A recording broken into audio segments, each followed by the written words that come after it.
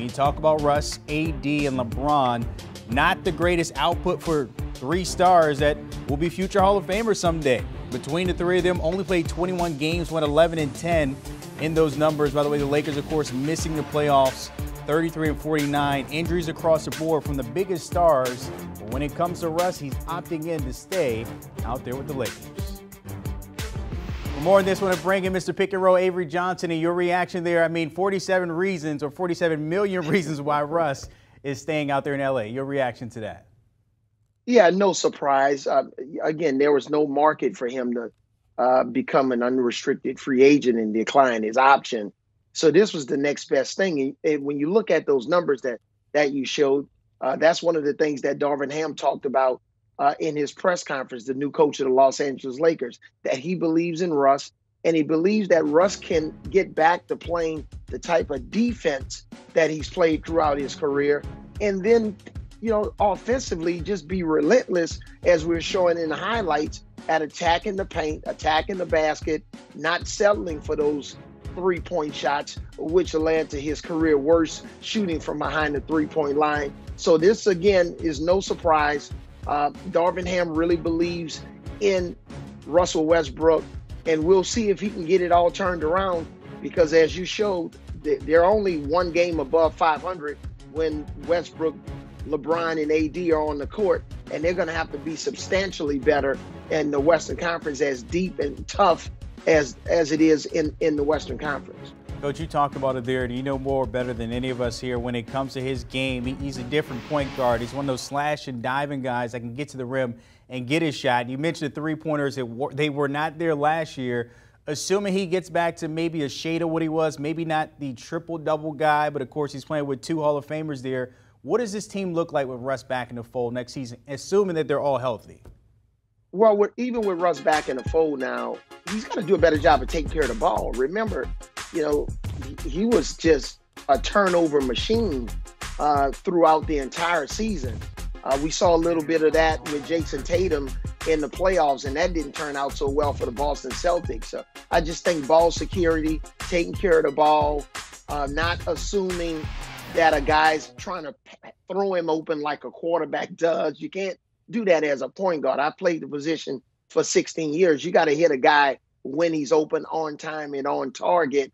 And then you got to know who you're passing the ball to, whether it's on a fast break, whether it's in the set offense. All of those things are significantly important. But Russ back in the fold, even if they are healthy, they're not a top 4 team in the Western Conference. When you look at, teams like Golden State, the Mavericks, the Suns, depending on what happens with DeAndre Ayton, then you have some other teams that's trying to, New Orleans, we'll see what happens with Zion Williamson and whether they can take a step forward. So even the Clippers are coming. When you get in Kawhi Leonard and Paul George back, and now the reports are John Wall's going to sign with the Clippers after his buyout with the Rockets, the Lakers are still not a top 5 team in the Western Conference. But can they add pieces to this big three, a miniature big three, and try to improve significantly come playoff time?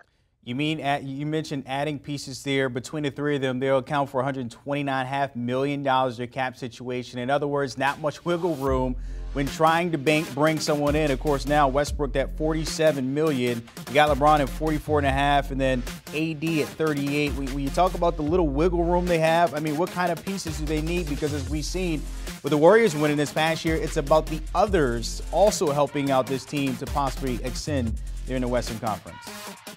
Yeah, and you got to get a guy like Malik Monk re-signed because they obviously, allowed some of their other guys to walk.